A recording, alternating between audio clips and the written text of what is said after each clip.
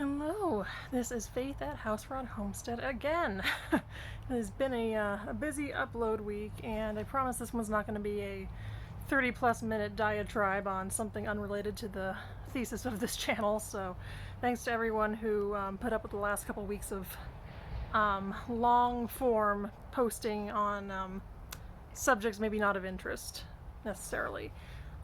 Today I just wanted to come back on here and flesh out some thoughts I've been stewing on more pertaining to a video I made a month ago or so called the Key to Sustainable Stewardship ?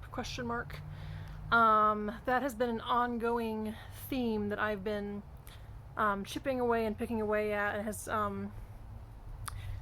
been coming up for me more. And after an experience with rhymes with tragic push brooms the other day, I think I have a better grasp of what I've been trying to get at with that whole idea and how I can better implement it for myself, and hopefully that's of use to some of you as well. So what has been coming to mind for me has been a discrepancy between responsibility and responsiveness. And, you know, I'm sure you could find similarities in the root words. I'm not going to go all high school debate captain on you and throw dictionary definitions at this. I haven't seen this dichotomy addressed outside of like Harvard Business Review kind of topics and responding to / being responsible for customers, which is not quite what I'm getting at, so I'm just going to be kind of winging it with my own definition here. In my mind, and this is going to get probably a little heteronormative for some folks, think of it in terms of archetypes if that's helpful for you. I see responsiveness as kind of the feminine counterpart to responsibility, and I'll try and illustrate what I mean by that. To me, responsibility is a sense of ownership over something, and responsiveness is a relationship with something, and that's a kind of a fine line, but I kind of liken it to two partners in a dance.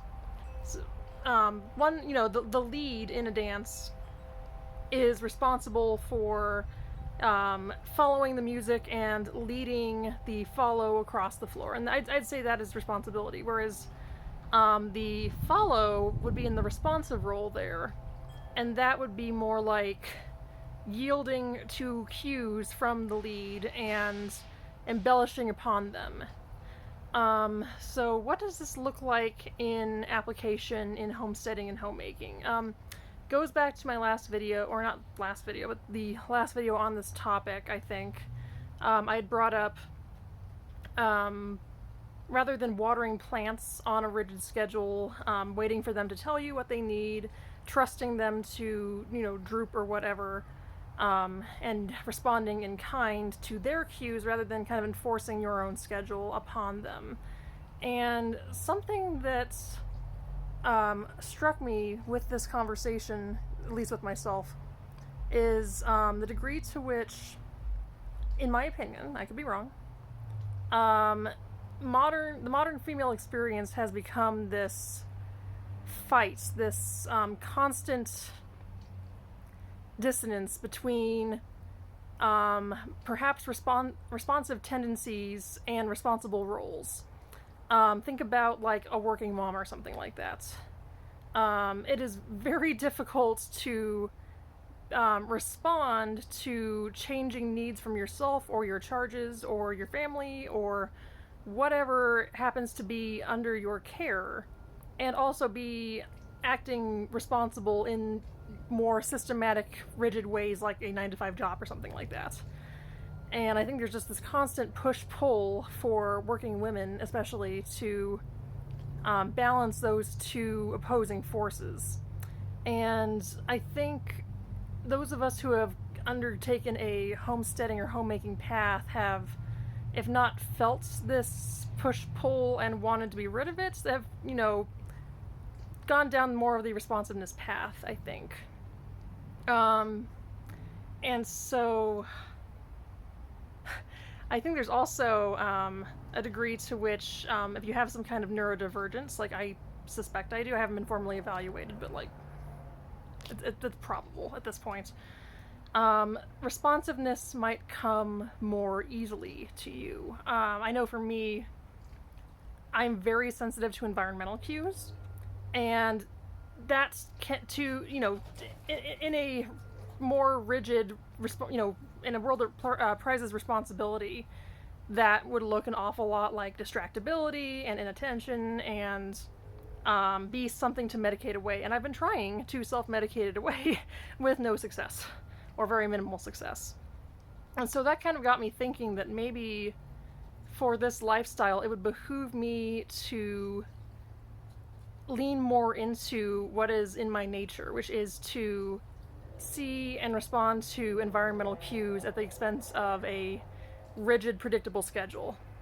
And I live with someone who is naturally inclined to a rigid, predictable schedule, and I think I've kind of put us in competition in that way, because I've felt like I'm failing at what is an objective good by not being able to stick to a schedule like that.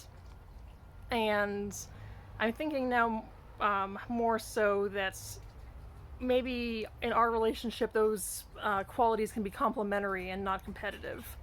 Maybe he can be the one that keeps the pace in the proverbial dance, and I can be the one that's responding to subtler cues, and maybe that would be better than me trying to emulate all of those qualities that he has. And maybe we'll appreciate each other's differences more in that way. So that's kind of where I'm winding up with this. I think in my particular, journey of not burning out with all of the responsibilities that I've taken on, I think I need to start seeing them as relationships rather than responsibilities, because it is very, very easy when you see something as a responsibility to keep it under a vice grip to its own detriment and to your detriment. I think there's a sense of ego in responsibility that can metastasize if it is not used if you're not responsible with your responsibility, it can metastasize into something that is harmful. And so responsiveness, and the little bit I've been practicing it, has forced me to give up that tight control of almost trying to avoid every possible negative outcome by anticipating every possible negative outcome. And I think that's a trap that homesteaders, especially of the prepper persuasion, can fall into.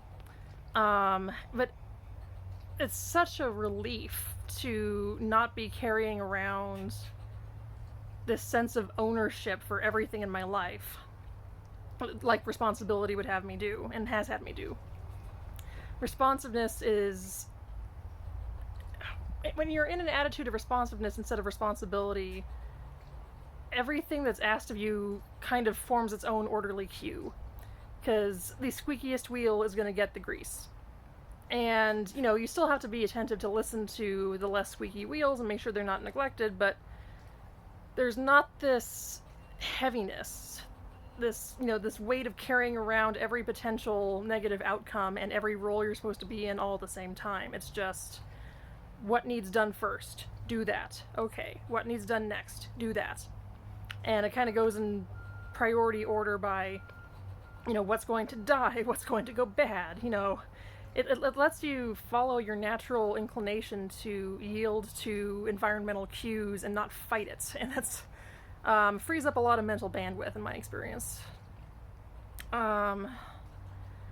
So I'm enjoying that so far, and I think it's if you have the luxury of being in a homemaking or homesteading position even part of the time, I think it's worth playing with this responsiveness. And this can even include seasonality and yielding to cues from our own bodies and moods and seasons, and not trying to bulldoze them to fit into, to be a perfect cog in the corporate machine.